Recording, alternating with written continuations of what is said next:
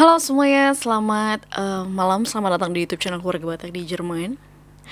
Hari ini aku pengen ngobrol-ngobrol santai aja dengan kalian semua. Dan aku pengen sharing-sharing tentang alasan kenapa aku resign kerja. Padahal aku baru 5 hari kerja. Banyak sekali yang bertanya-tanya setiap aku live streaming di TikTok. Selalu saja ada pertanyaan tersebut. Dan kenapa aku memilih untuk resign. Tapi sebelum aku masuk ke alasan tersebut, aku pengen cerita dulu di balik kenapa akhirnya aku kembali menjadi pekerja corporate.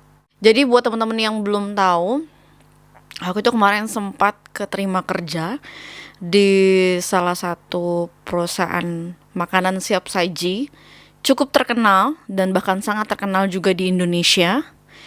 Dan baru 5 hari kerja aku memutuskan untuk enough, cukup gitu kayaknya. Kenapa aku kembali menjadi pekerja corporate? Aku udah tinggal di Jerman itu selama 5 tahun. Dan dari awal aku pindah ke Jerman, bahkan dari sebelum 100% pindah ke Jerman, pada saat itu masih visit, aku itu udah mulai masuk ke dunia YouTube. Masuk ke dunia YouTube pun pada saat itu adalah atas dorongan suamiku, karena suamiku juga memiliki pekerjaan sampingan yaitu sebagai YouTuber. Dia punya 2 YouTube kanal, yaitu vlognya dia dan khusus game. Sebelum aku pindah ke Jerman, aku itu pekerjaan terakhirnya itu sama dengan pekerjaan yang kemarin aku ambil di bidang makanan siap saji juga. Dan pada saat itu aku harus resign. Meskipun aku sebenarnya suka bekerja di situ, suka ketemu banyak orang, tapi aku lebih memilih untuk resign karena pada saat itu aku harus pindah ke Jerman, menikah dengan orang Jerman. Dan masuk ke dunia YouTube akhirnya, dan sampai suatu ketika aku juga masuk ke dunia blog. Aku suka nulis. Dan setelah itu aku masuk ke dunia TikTok. Dan setelah masuk dunia TikTok, aku juga sempat masuk ke dunia mengajar bahasa Jerman, karena aku jatuh cinta dengan bahasa Jerman. Padahal aku belajar bahasa Jerman itu semenjak mengenal suami. Sebelumnya tidak ada sama sekali background tentang bahasa Jerman.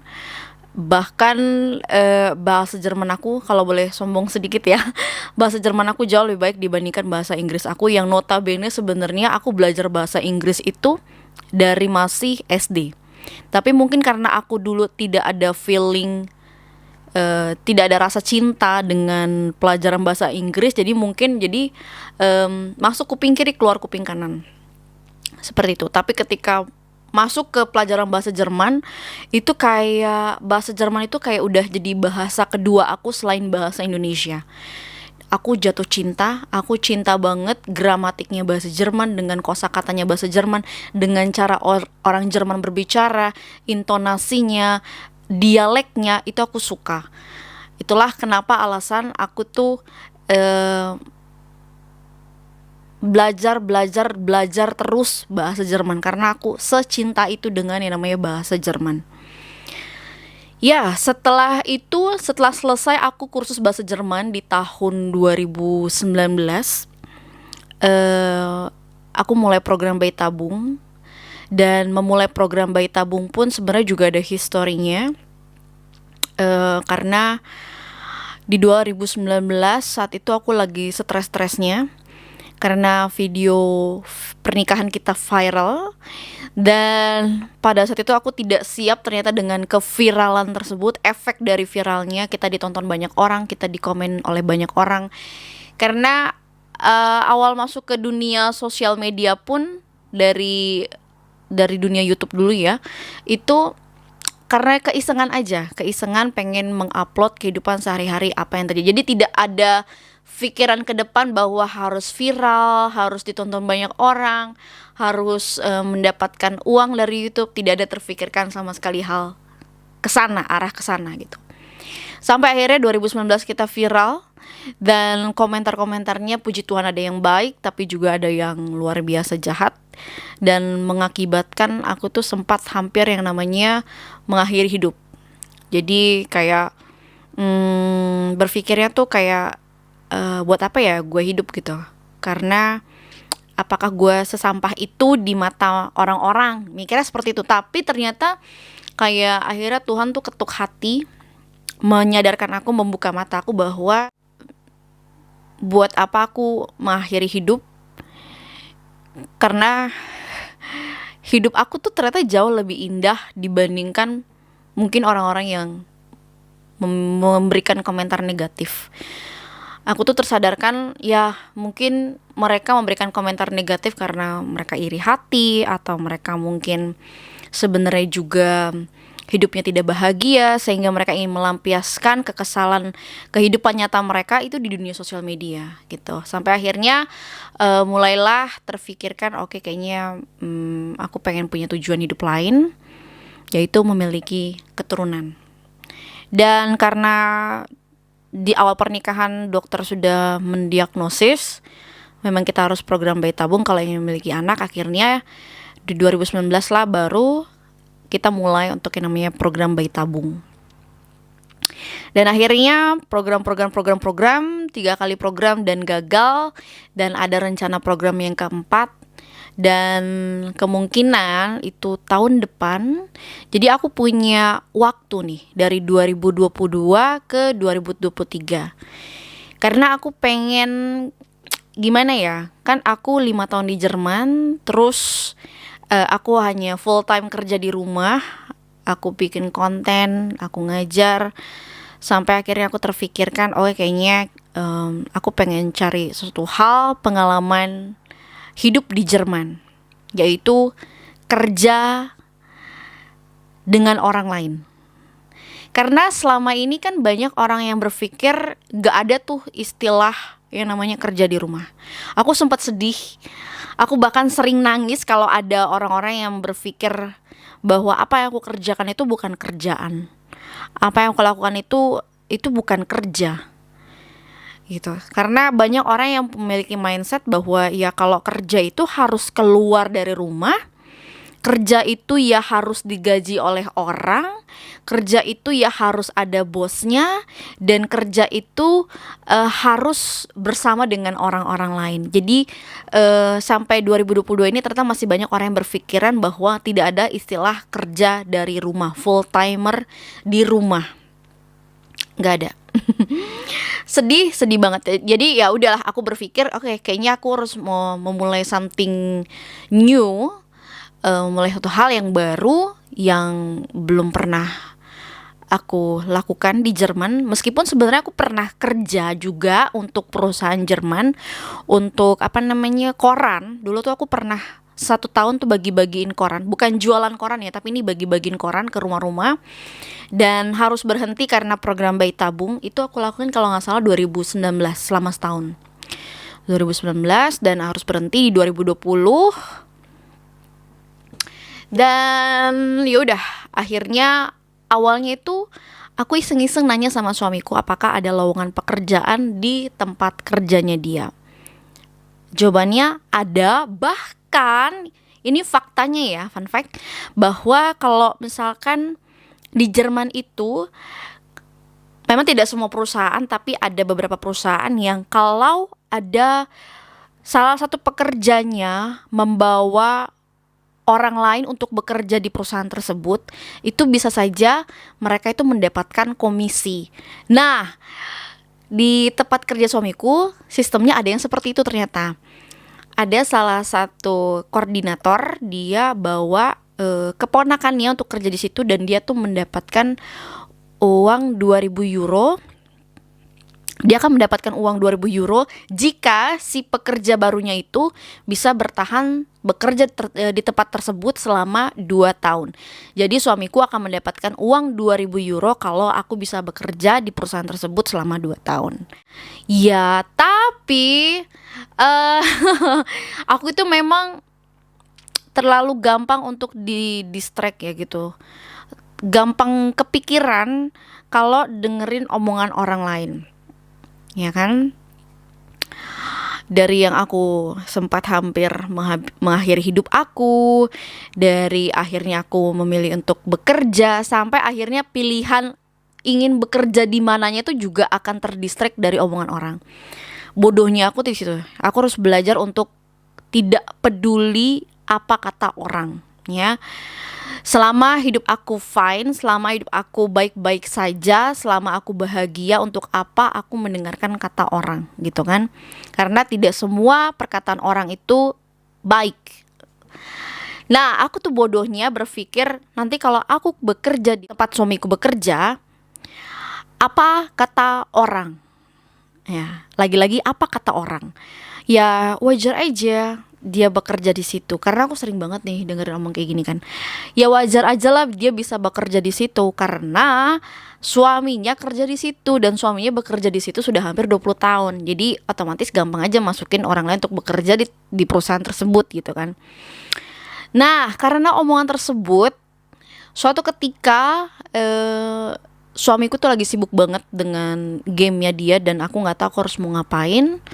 Iseng-iseng lah aku ngelamar pekerjaan. Kalau tidak salah aku mengirim lamaran itu ke hampir 10 perusahaan, hampir 10. Sebenarnya agak ngeri-ngeri sedap ya. Aku tuh terlalu nekat untuk melamar ke pekerjaan. Kenapa? Karena aku tidak punya basic yang namanya Ausbildung. Jadi Ausbildung itu belajar sambil bekerja.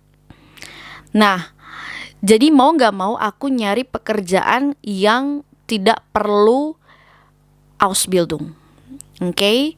Kenapa tidak perlu Ausbildung? Karena kan tahun depan nih rencananya kan mau program lagi, ya kan? Jadi nyari pekerjaan yang juga gak terlalu ribet lah syarat-syaratnya. Nah, jadi uniknya teman-teman, ini mukjizat ya. Tidak sampai 24 jam setelah aku melamar pekerjaan, itu aku mendapatkan telepon dari si fast food ini. Dan yang nelpon tuh langsung ownernya, langsung yang punyanya store tersebut. Aku dipanggil untuk interview di hari Senin. Dan uniknya lagi di hari Senin aku juga dapat telepon untuk panggilan kerja di salah satu Spielhalle. Spielhalle itu kayak kasino lah, kasino. Dan dari hampir 10 lamaran pekerjaan, aku tuh dipanggil interview sekitar ada 4 tempat yang menelpon aku untuk panggilan interview. Tapi setelah aku menimbang, setelah aku berpikir, akhirnya aku putuskan untuk mengambil yang di fast food ini. Kenapa? Karena aku punya background. Di Indonesia aku pernah bekerja di bidang tersebut. Jadi aku udah tahu basicnya seperti apa, udah pasti paham bahwa kalau kita bekerja di fast food, otomatis Sabtu Minggu kita nggak bisa libur, tanggal merah kita nggak bisa libur, dan pasti ada yang namanya kerja shift-shiftan gitu.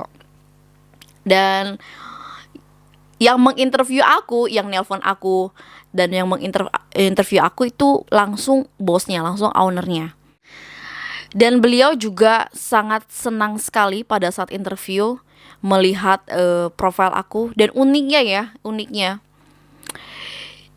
dia hanya melihat pekerjaan terakhir aku. Dia nggak melihat background ke belakangnya, aku pernah bekerja apa aja, langsung to the point dia melihat pekerjaan terakhir aku. Dan jujur ya, itu pertama kalinya aku interview kerja itu kayak bukan interview, tapi lebih kepada kayak ngobrol aja gitu.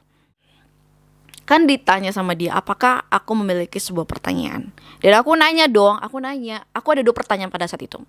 Yang pertama, kenapa fast food di Jerman itu mereka tidak pakai hand glove, mereka tuh gak pakai sarung tangan. Karena kalau di Indonesia itu kita pakai ya namanya sarung tangan. Bahkan meskipun pakai sarung tangan, ya wajib juga untuk yang namanya cuci tangan.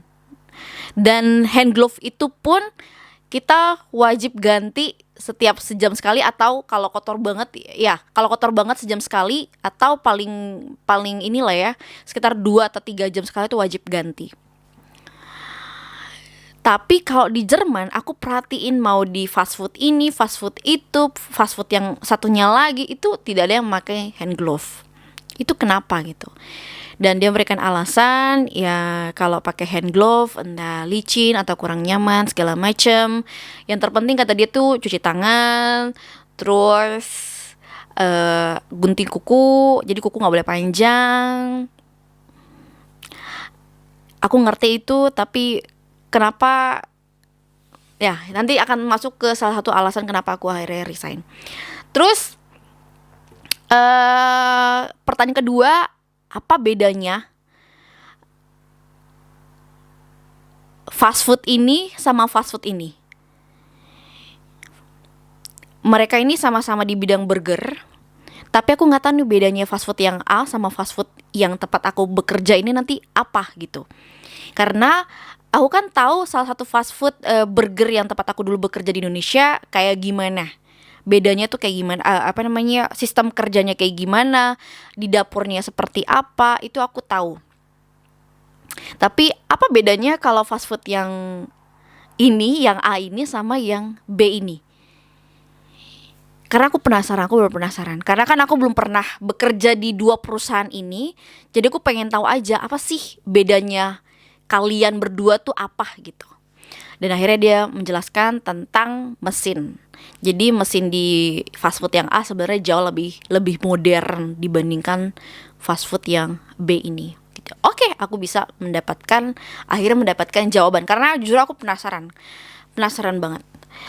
Dan akhirnya aku diterima kerja dan dia tuh si bapak ini berharap, dia masih muda banget, kayaknya belum ada umur 40 tahun.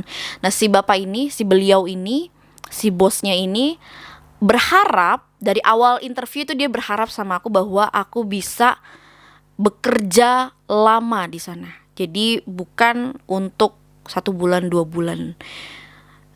Ya, ternyata setelah aku masuk ke situ, ternyata aku paham kenapa dia berbicara seperti itu. Sampai akhirnya 2 minggu kemudian aku masuklah kerja.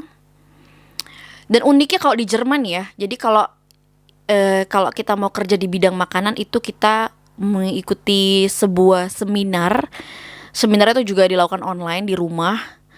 Dan untuk mendapatkan sertifikasi, nah sertifikasinya itu nanti kita serahkan ke perusahaan tempat kita bekerja untuk melampirkan, ada dokumen segala macam. Jadi supaya kalau misalkan ada kontrol dari pemerintah Jerman, itu mereka bisa memberikan dokumen tersebut bukti bahwa si pekerjanya ini sudah mengikuti seminar ini gitu. Nah, ini seminar tentang higiene, tentang kebersihan sebenarnya ya. Oke.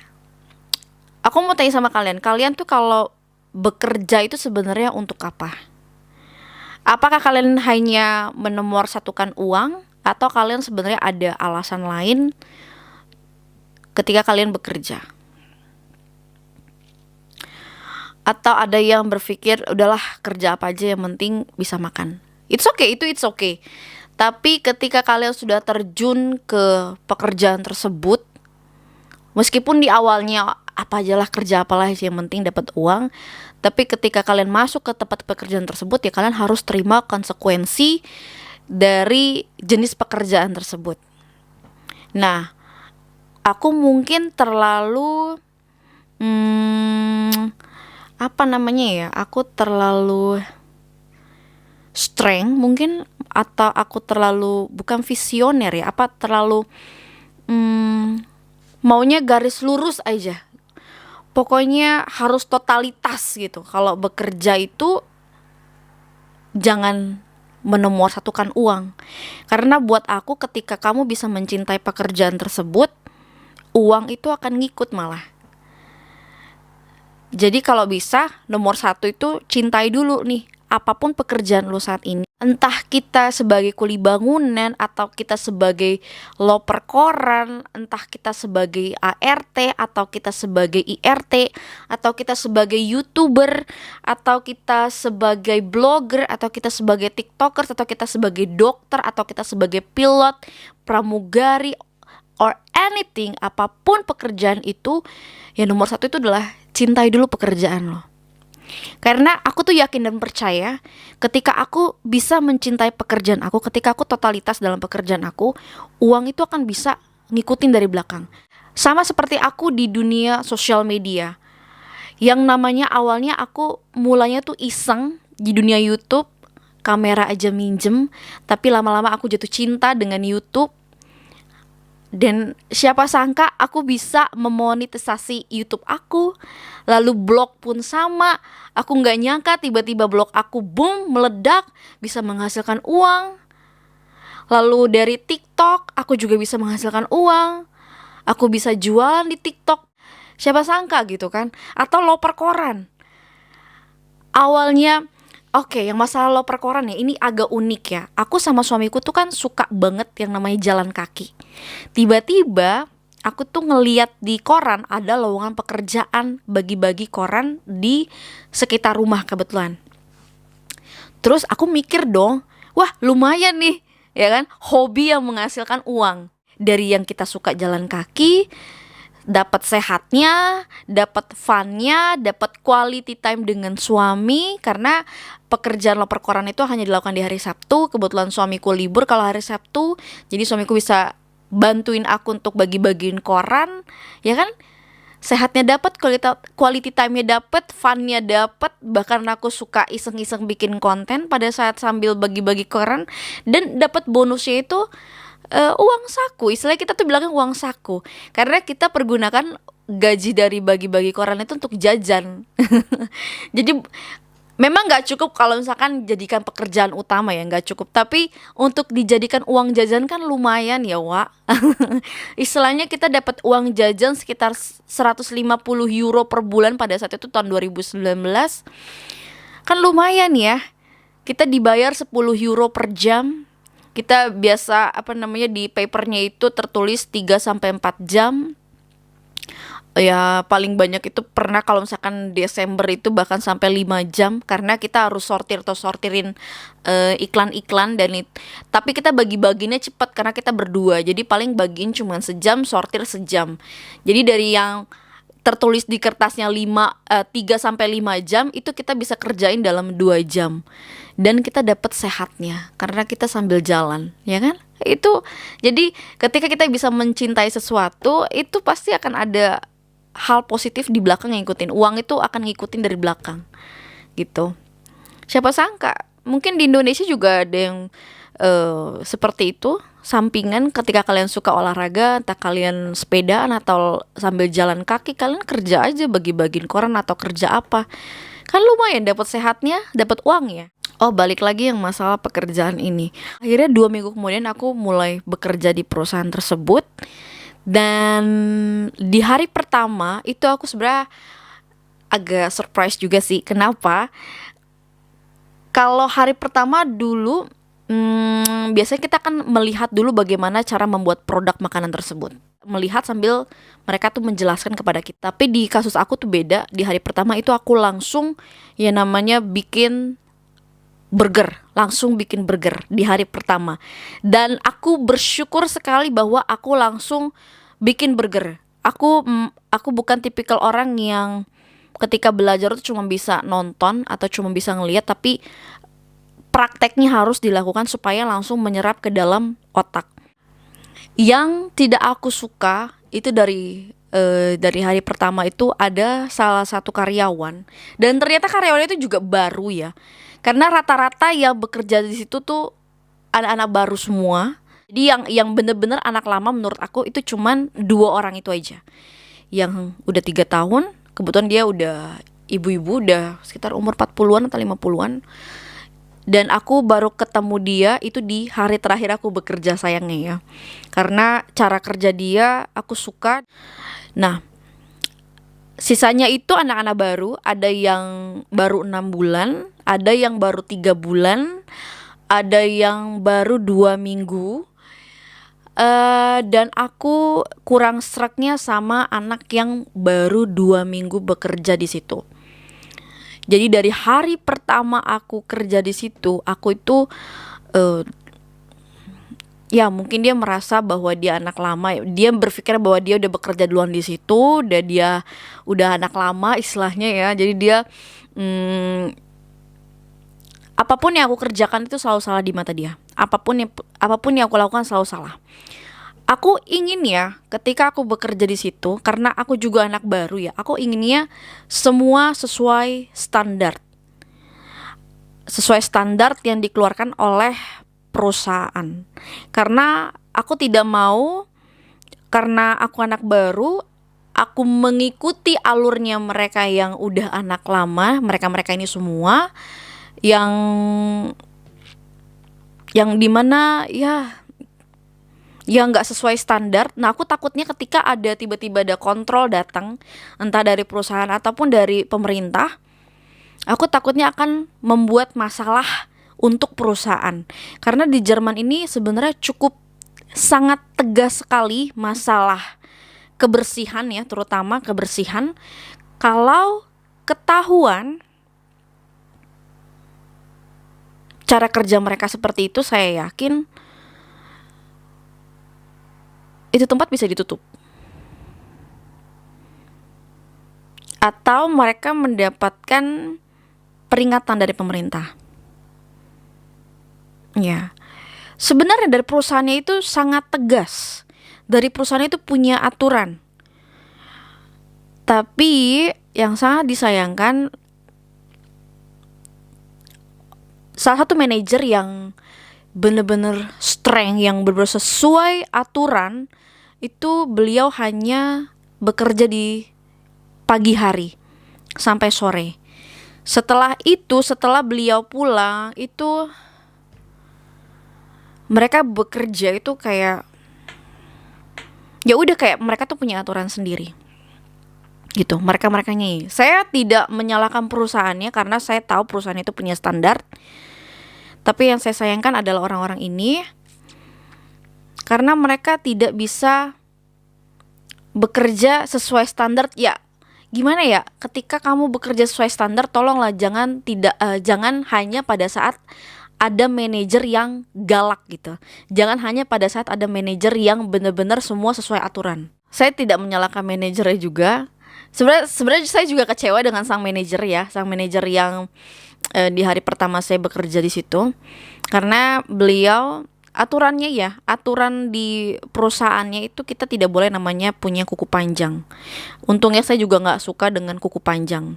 Nah, beliau itu pakai kuku yang warna-warni di Kutex, dan itu pakai kuku palsu yang panjang-panjang itu ya.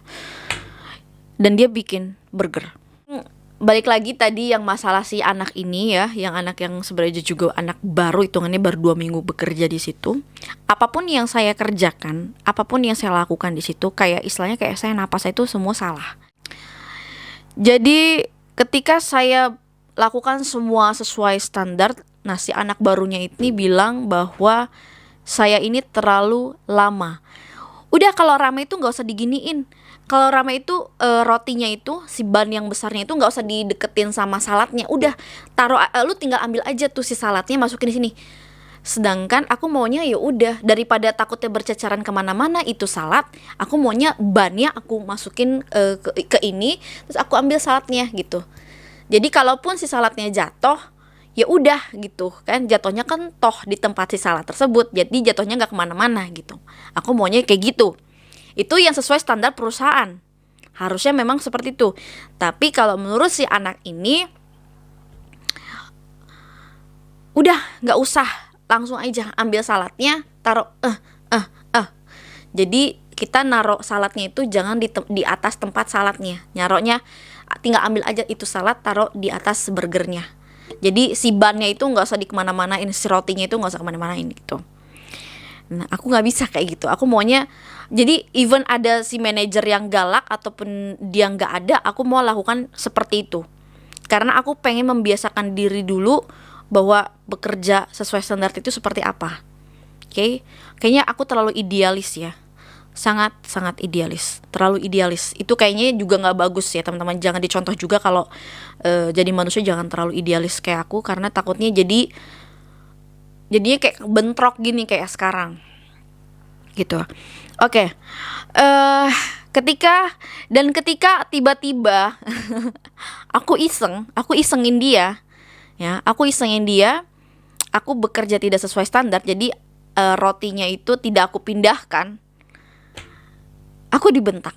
Jadi ketika aku sesuai standar dibentak, ketika aku tidak sesuai standar aku dibentak gitu. Ketika aku lagi usilin dia, pengen jalin dia, karena dia selalu maunya tuh di sebelah aku, nggak tahu kenapa. Pokoknya dia tuh kayak dia melebihi manajer, melebihi yang punya store. Dia nyuruh ini, jual nyuruh aku ini, jual nyuruh ini, pokoknya sampai akhirnya untungnya di hari terakhir juga dia bentak aku dengan nada yang sangat-sangat keras, dan itu bisa didengar oleh customer.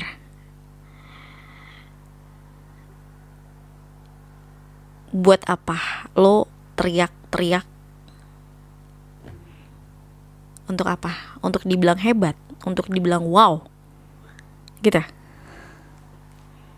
Come on.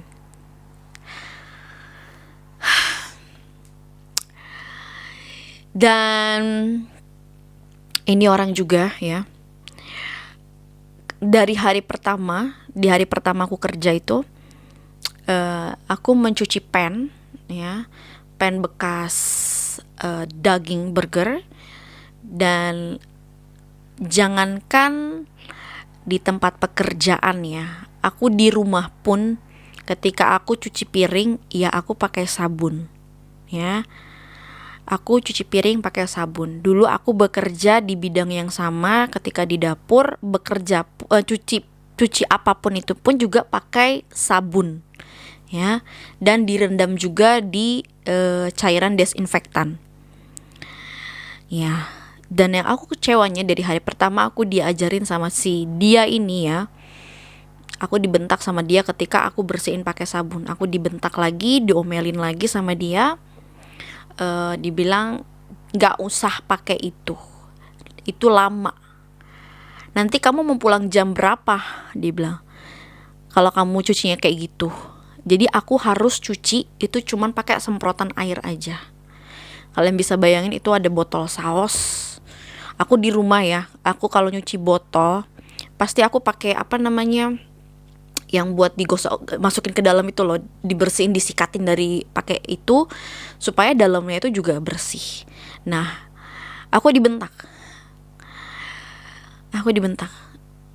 Itu lama, kalau kamu pakai sabun tuh lama. Itu kamu buat apa? Ya terus dalam hati gue juga, itu buat apa? Di perusahaan tersebut itu juga ada alat seperti itu, ya otomatis kan dipakai buat bersihin botol dong, buat dalaman botol. Terus kalau nggak dipakai tuh buat apa? Buat dipajang aja gitu? Hanya untuk dipajang? Itu kan dibeli, itu ada untuk ngebersihin botol-botol kecap, botol saus, botol mustard, botol pokoknya ada banyak banget di situ jenis-jenis saus. Dan si anak ini ngajarin aku bersihin cuman pakai air. Makanya aku selalu diomelin sama dia, selalu dibentak sama dia, selalu diomelin sama dia. Makanya aku bilang, apapun yang aku kerjakan itu selalu salah di mata anak ini ya. Ini anak udah 4 tahun di Jerman, tapi dia gak bisa bahasa Jerman, jadi dia selalu ngomong pakai bahasa Inggris ya. Dan akhirnya di hari kedua aku bekerja, datanglah karyawan yang kemarin libur. Dia udah bekerja di situ selama 6 bulan. Dan ketika dia ngelihat cara cuci aku yang cuman pakai air doang, karena kalau aku tetap pakai sabun, aku yang ada diomelin lagi, selalu dibentak lagi sama si anak ini. Nah di hari kedua ini si anak ini libur nih. Jadi si anak rese ini libur, datanglah si anak yang udah 6 bulan kerja di tempat tersebut. Dia ngeliat cara aku nyuci cuma pakai air, aku diomelin sama dia. Ini gimana mau bersih kalau cuma pakai air, itu harus pakai sabun. Terus gue bilang, aku cerita sama dia bahwa kemarin itu aku diomelin sama si anak yang rese ini, kalau nyuci dia pakai air aja gitu, pakai air aja, nggak usah disabunin gitu. Terus aku bilang, aku pun di rumah kalau cuci piring itu pasti pakai sabun, nggak mungkin cuman air aja. Aku bekerja di perusahaan makanan siap saji pun juga bekerjanya itu kalau cuci ya pakai sabun, nggak ada istilah kita cuma cuci pakai air aja, itu tuh nggak bersih. Dan akhirnya aku disuruh bersihin pakai sabun dan segala macem. Dan di hari ketiga kayaknya si anak itu ditegor sama si cewek yang udah 6 bulan bekerja di situ, bahwa kalau ngajarin aku itu ajarin yang sesuai standar. Tapi lagi-lagi sering kecolongan juga. Ini si anak ini nih selalu mau nempelnya tuh sama aku kayak netizen tuh. netizen yang rese gitu. Jadi kayak istilahnya kayak gua napas saya tuh kayak salah gitu. Apapun yang aku kerjakan selalu salah. Jadi aku tuh setiap pulang kerja ya, aku tuh selalu nangis. Aku selalu nangis sama suamiku, aku cerita semuanya. Kenapa ya, apapun yang aku lakukan tuh kayak selalu salah. Dan aku juga ngerasa kurang nyamannya. Itu kan kita kan ini tinggal di Jerman ya, say. Kita tinggal di Jerman.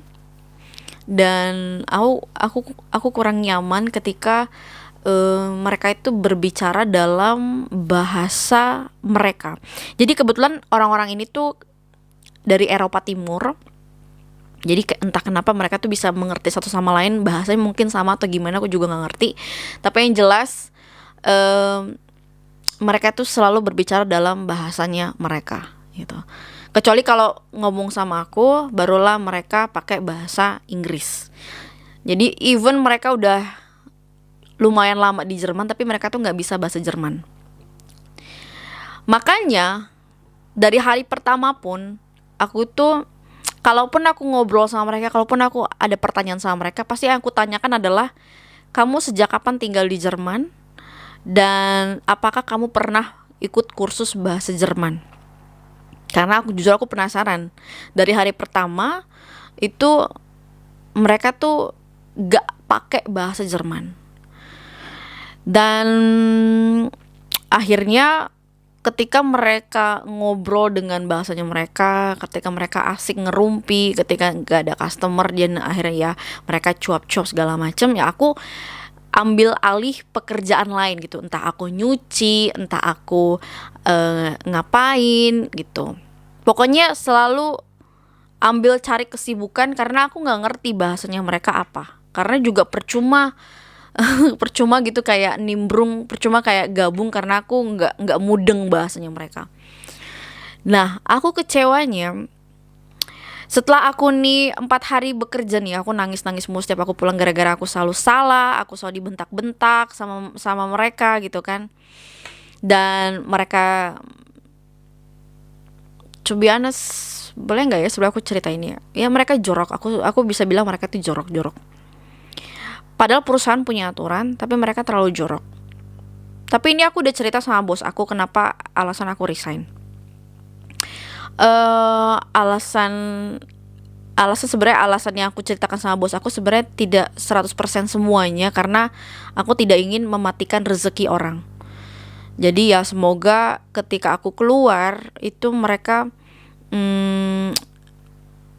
tetap bisa bekerja di situ. Jadi mendingan aku yang ngalah dibandingkan mereka yang harus keluar. Di hari keempat ketika aku pulang kerja, aku sharing lagi sama suamiku, kayaknya besok adalah hari terakhir aku kerja. Kayaknya aku akan resign karena aku gak kuat. Aku jujur gak kuat.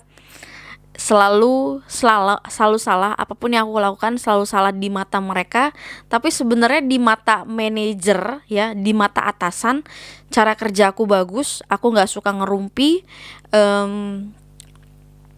aku kerjanya cepat. Itu di mata manajer.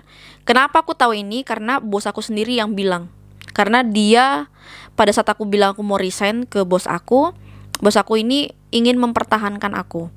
Dia nggak mau aku keluar, dia nggak mau aku resign. Karena dia mendapatkan laporan dari manajer cara kerja aku bagus. Tuh.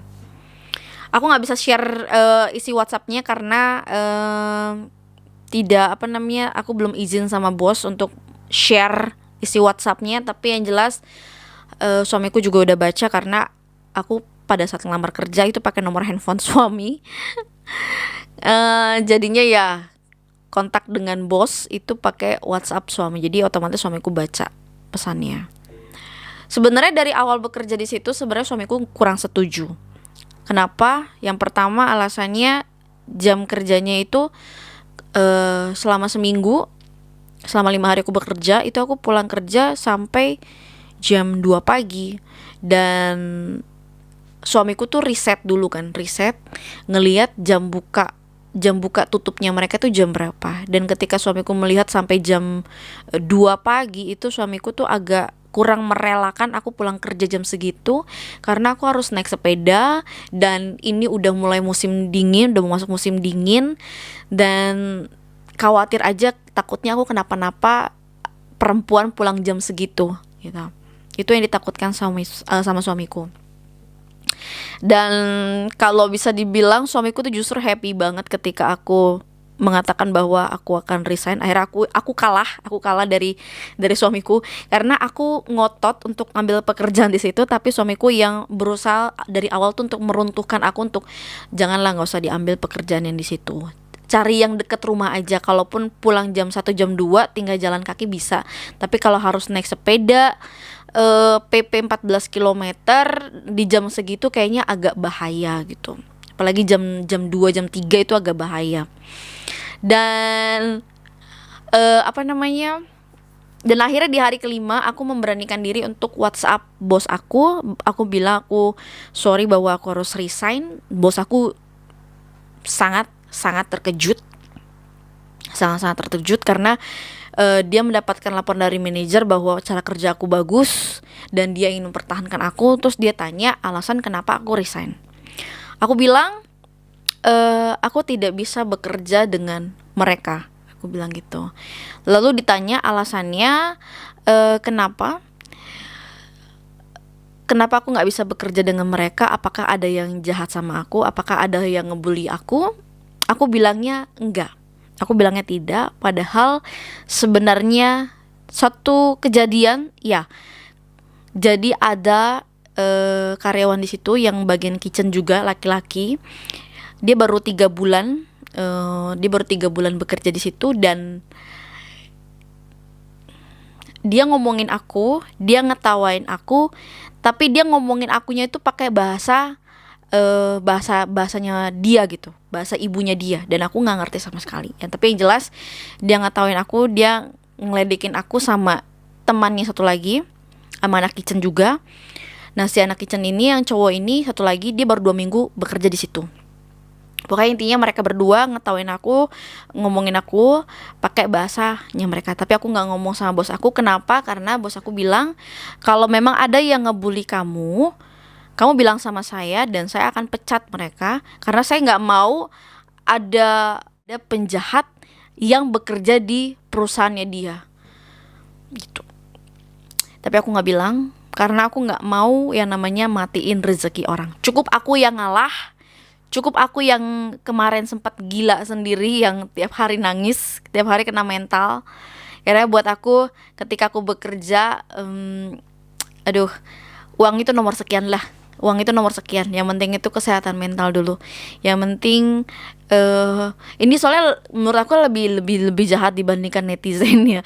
Kalau netizen kan kita nggak ngeliat rupanya ya. Mereka ngomongin juga seasalnya mereka gitu. Tapi ketika ada orang yang langsung di depan mata gitu ngomongin kita, ngetawain kita, dan kita sebenarnya juga nggak ngerti artinya apa, itu kecewa sih. Ya. Lalu alasan selanjutnya apa? Di hari terakhir aku kerja itu aku sebenarnya di hari terakhir itu sebenarnya aku masih agak bimbang ya karena bos aku mendapatkan laporannya itu bagus dari manajer, sebenarnya aku juga suka pekerjaan ini, kira-kira gimana ya, apakah aku tetap bertahan aja ya, aku tahan-tahan aja, atau emang aku resign. Dan aku minta sama Tuhan, Tuhan tolong bantu aku, kasih aku jawaban, aku harus bertahan di sini atau aku mendingan keluar. Dan ternyata Tuhan kasih jalan lagi, Tuhan tuh bukain pintu, kasih jawaban lewat salah satu orang di situ yang akhirnya aku final memutuskan untuk oke, aku keluar. Jadi ada salah satu orang, ya, aku kecewa karena di hari keempat itu aku closing bareng dia. Dari hari pertama padahal aku kerja ya, dari hari pertama aku kerja sampai hari terakhir, ketika mereka asik ngobrol, ketika mereka asik gosip, mereka asik bla bla bla bla, aku pasti cari kerjaan lain, entah aku cuci piring, entah aku cuci pan, entah aku ngapain, bersih-bersih, pokoknya cuci-cuci segala macem aku kerjain. Yang penting aku nggak mau cuman jadi kayak sapi ompong gitu di depan mereka. Dan di hari terakhir itu, si orang yang bareng sama aku closing di hari keempat itu dia bohong. Bohongnya itu jahat banget ya. Dia bilang ketika closing di hari keempat, dia ngerjain semuanya itu sendiri. Dia ngerjain semuanya sendiri, padahal aku bantuin, otomatis lah bantuin, pasti bantuin ya, namanya juga aku kerja di situ, aku babu di situ, ya pasti aku nggak mungkin aku cuma bengong, nggak mungkin aku cuma diem aja, nggak mungkin aku cuma ngeliatin aja, tuh nggak mungkin. Kenapa? Aku tuh bisa ada memanggil saksi ya, kalau dia sekali lagi sebenarnya ngomong itu ya, itu bisa aja aku panggil saksi, yaitu manajer di closing hari itu, di hari keempat itu, karena dia bantuin aku untuk geserin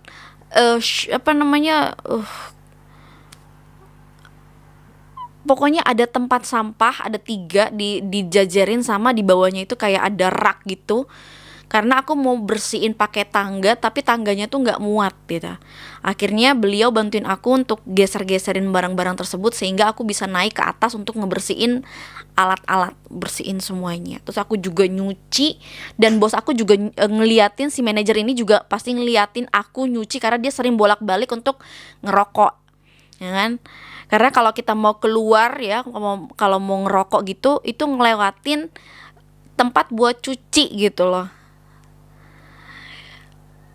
Tapi si orang ini tuh bisa sejahat itu ngomong gitu ke anak-anak yang lain, pekerja-pekerja yang lain, bahwa closing semalam itu dia ngerjain semuanya sendirian.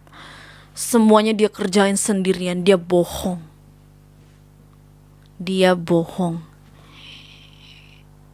Itu buat apa?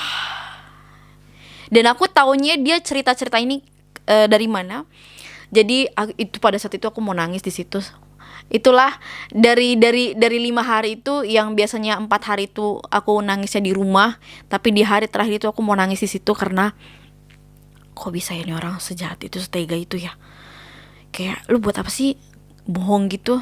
Buat nyari muka, biar aku tuh dimusuhin sama yang lain, biar aku tuh nggak punya teman di situ. Dan aku taunya itu, jadi di hari kelima itu, hari terakhir itu, aku lagi mau bersihin mesin untuk narok daging. Jadi aku di sini, ini kan ada mesinnya ya, nah aku di sini, nah dia tuh di sini, jadi kehalang mesin ini, jadi dia nggak ngeliat bahwa ada aku di sini gitu. Nah dia cerita, jadi si cewek ini orang Sri Lanka. Jadi bilang bahwa dia ngerjain semuanya itu sendiri, dan di situ aku bener-bener kayak mau nangis. Kenapa sih lu tuh harus bohong gitu? Itu yang aku pertanyakan. Bentar ya, ini kamera mau mati lagi, aku ini dulu ya, bentar ya. Dan disitulah aku akhirnya memantapkan, oke, ini memang udah harus hari terakhir, dan aku juga udah menyerahkan surat pengunduran diri bahwa aku memutuskan untuk resign. Sebenarnya bos aku juga WhatsApp aku disuruh mikir dulu apakah aku beneran ingin resign atau pengen kembali bekerja. Tapi aku harus say sorry, aku bilang aku nggak bisa, aku harus mengundurkan diri, aku nggak kuat untuk bekerja dalam tim yang seperti itu. Kalau misalkan orang-orang mungkin berpikirnya pasti lo nggak kuat ya kerja di situ, capek ya. No, aku udah pernah kerja di bidang seperti itu. Jadi otomatis ketika aku masuk ke tempat pekerjaan tersebut, ya aku harus udah tahu dong resikonya seperti apa, capeknya seperti apa, apalagi tambah aku naik sepeda, PP ya kan. Aku udah tahu resikonya, bahkan aku happy sebenarnya kerja di situ. Kalau kalian lihat reaksi aku pada saat aku diterima kerja, karena uniknya ya, jadi pas interview itu hari itu juga aku langsung mendapatkan jawaban bahwa aku tuh diterima gitu. Nah,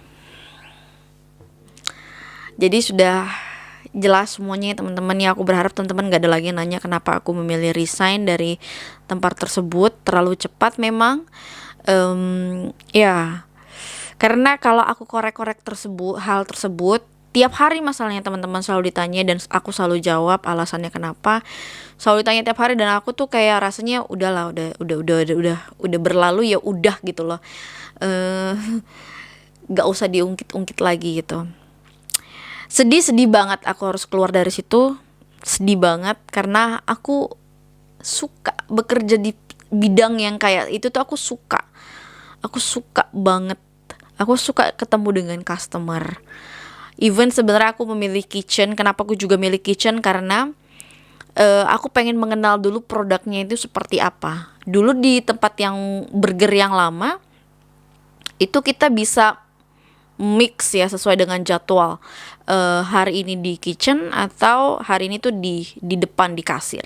Nah kalau di tempat yang ini kita harus milih mau di depan atau mau yang di kitchen. Aku milih dulu di kitchen. Aku pengen mengenal dulu produknya secara detail. Jadi ketika aku tiba-tiba ada panggilan ilham dari atas sana untuk coba deh ke depan, cari tantangan ini di depan, biar tahu nih customer orang Jerman tuh kayak gimana gitu kan. Jadi sebelum nanti ditanya-tanyain isiannya ini apa aja, jadi kan aku harus udah bener-bener mengenal produk tersebut. Jadi udah tahu sebenarnya konsekuensinya bakal capek ya, tahu. Bahkan aku malah happy banget ketika aku harus di kitchen. Karena kalau di kitchen itu kan kita banyak bergerak ya. Sedangkan berat badan aku udah 63 kilo. Jadi ketika aku banyak bergerak di situ, ya aku siapa tahu bisa menguruskan badan. Dan bahkan ketika aku bekerja di situ ya, wah aku bisa menghemat uang jajan. Karena dapat makanan gratis di situ kan, dapat burger gratis.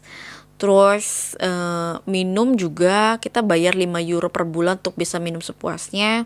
Tapi kalau makanan kita memang free. Ya, jadi teman-teman semuanya udah tahu ya alasan kenapa aku memilih resign dari yang ada anak yang rese. Anak yang rese yang selalu bentak-bentak aku, yang aku selalu salah di mata dia, apapun yang aku lakukan selalu salah. Dan bahkan aku sempat diteriakin sama dia. Ya. Dan yang kedua karena ada yang bohong. Dan yang ketiga, ini alasan aku kenapa aku cerita ke bos aku ya. Ini aku jujur sama bos aku. Alasan yang ketiga, bahwa mereka itu tidak bisa menjaga kebersihan sesuai dengan standar dari perusahaan. Itu aku bilang jujur sama bos aku. Kenapa? Karena di Jerman itu sangat-sangat resiko tinggi kalau tiba-tiba istilahnya disidak sama pemerintah dan ketahuan cara kerja mereka kayak gitu, atau tiba-tiba ada orang yang nyamar dari pemerintah, nyamar jadi customer dan mereka iseng-iseng nengok ke arah kitchen, tapi mereka orang yang di kitchen ini tidak bisa menjaga aturan dari perusahaan. itu akan bahaya ya, itu bisa ditutup tempatnya. Karena ada pengalaman, ini fast food juga di deket tempat tinggal suamiku dulu, tempat masa kecilnya di Hanover, salah satu desa di dekat Hanover. Itu fast food yang dengan yang merek yang sama, dengan merek yang sama loh ini ya, itu ditutup. Kenapa? Karena mereka tidak bisa menjaga kebersihan. Jadi buat teman-teman yang bekerja di bidang makanan, tolong posisikan diri kalian itu sebagai customer. Apakah kalian mau ketika kalian sudah mengeluarkan uang yang banyak, kalian sudah istilahnya menyempatkan waktu dan memilih tempat makan kalian ya, tempat makanan yang kalian jual, tapi kalian ternyata menyajikan makanan tersebut dengan tidak higienis. Kalaupun kalian bekerja tidak menggunakan hand glove atau tidak menggunakan sarung tangan nih, kalian di bidang makanan nih ya, setidaknya tolong jaga kebersihan tangan kalian. Kalian jangan megang area-area yang kalau bisa dibilang banyak kumannya, banyak bakterinya ya, karena ada yang megang muka, ada yang megang hidung, ada yang megang rambut, ada yang megang jenggot. Aneh ya megang jenggot, padahal di Jerman tuh sebenarnya kita kalau kerja di bidang makanan tuh nggak boleh miara jenggot. Tapi ada satu yang 3 bulan kerja di situ, dia megang jenggot. Jadi dengan alasan itu bisa ditutupin dengan masker. Jadi itu orang kalau ada manajer yang galak, itu dia selalu pakai masker. Tapi ketika manajer yang galak pulang, itu langsung dilepas maskernya sama dia. Terus ada juga yang punya miara kuku yang kuku seni itu loh, pokoknya kuku art gitulah, yang kukunya dipakai dipanjang-panjangin, dikotek-kotekin, itu juga ada. Dan yang aku nggak sukanya itu dia abis dari depan gitu ya, mau megang produk itu nggak cuci tangan dulu. Itu aku kayak mau gila sendiri di situ. Karena dari awal aku interview kerja aja aku udah konsekuensi bekerja di perusahaan ini, mereka ternyata nggak pakai sarung tangan, berarti aku harus menjaga tangan aku supaya tangan aku tuh nggak megang ke area yang mana-mana. Ya, kalaupun udah terlanjur megang istilahnya ya, aku harus cepet-cepet cuci tangan. Karena disediain juga di situ tempat cuci tangan gitu loh. Disediain kok tempat cuci tangan di situ, disediain juga kok sabun, disediain juga kok desinfektan, disediain juga kok ada lapnya di situ. So please gitu loh, posisikan diri kalian tuh sebagai customer. Jadi ini yang aku bilang sama bos aku belak-belakan sama bos aku. Kenapa? Karena dia terlalu baik. Dia ini terlalu baik, bos ini terlalu baik. Sayangnya aku nggak ketemu sama dia dari hari pertama sampai hari terakhir aku kerja di situ, aku nggak ketemu sama dia karena dia kena corona. Jadi dia nggak bisa jengukin aku. Padahal pada saat pada saat hari dimana aku menyerahkan dokumen tambahan untuk bekerja, itu dia happy banget. Dia pengen sekali nengokin aku kerja di situ. Karena dia itu punya 4 store fast food yang sama di kota-kota yang berbeda, dan jadi dia satu hari di sini, satu hari di sana, dan dia pengen banget melihat cara kerja aku secara langsung gitu. Dan akhirnya ya aku harus say sorry bahwa kita belum sempat say goodbye secara langsung. Tapi karena dia terlalu baik, dia bos yang baik, dia bos yang down to earth, dia ramah gitu istilahnya, dia mau berbaur dengan karyawan. Jadinya karena aku nggak mau sampai store-nya dia ditutup, jadi aku harus ngomong sama dia, aku harus cerita tentang masalah ini karena ini penting banget. Kalau urusan masalah pribadi aku yang dengan mereka itu aku bodo amat, tapi kalau untuk yang berbau dengan nama perusahaan, aku sebisa mungkin aku harus jaga. Ya balik lagi, aku terlalu idealis, aku terlalu idealis. Jadi apa yang baik dari aku silakan petik, tapi apa yang tidak baik dari aku tolong dibuang, jangan diikutin ya. Kayak misalkan contoh sifat aku yang terlalu idealis ini ketika bekerja, tolong jangan diikutin. Karena kadang ada efek baiknya, ada efek buruknya juga. Dan kayaknya kebanyakan efek buruknya. Karena aku nggak bisa, masalah ini aku nggak bisa diem aja ke bos aku gitu. Terus sama masalah yang ada yang orang ngetawain aku itu aku juga nggak bisa terima. Karena Jangan mentang-mentang saya anak baru di situ, tapi kalian bisa ngetawain aku, ngomongin aku pakai bahasa yang tidak aku mengerti. Itu buat aku yang namanya rasis. Ya, so buat orang-orang yang saat ini kalian bekerja, apapun pekerjaan kalian, tolong cintai pekerjaan kalian, apapun itu pekerjaan kalian. Jangan nomor satukan uang. Percayalah deh, kalau kalian mencintai pekerjaan kalian dengan sepenuh hati, ketika kalian bisa totalitas dalam pekerjaan kalian, itu pasti rezeki itu, uang itu akan ngikut dari belakang. Bahkan lebih dari apa yang kalian pikirkan itu. Terus yang kedua, setelah kalian harus mencintai pekerjaan kalian, dan yang kedua adalah kalau kalian adalah anak lama di suatu perusahaan, lalu ada anak baru yang datang ke perusahaan tersebut, udahlah, gak usah sok senioritas, gak usahlah kalian bentak-bentak anak baru tersebut, karena kamu dan anak baru tersebut itu sama aja ya, sama-sama istilah kata pekerja, orang yang digaji ya. Bahkan orang yang menggaji kalian belum tentu sifatnya itu sama kayak kalian yang terlalu sok senioritas tersebut. Dan yang ketiga, nggak usahlah rasis-rasis ya, nggak usahlah rasis-rasis. Dari manapun asal rekan kerja kalian, nggak usahlah kalian rasis-rasis sama mereka. Gitu aja sih. Dan yang keempat, jaga kebersihan kalau kalian bekerja di bidang F&B. Jaga kebersihan. Posisikan diri kalian sebagai customer. Gitu aja. Oke, thank you for watching. Karena baterainya udah merah. Thank you for watching. Jangan lupa di like, di komen, di subscribe, dan di share YouTube channel Keluarga Batak di Jerman. Sampai jumpa di video selanjutnya. God bless you. Dan sekarang, apa pekerjaan aku? Soon aku akan bahas.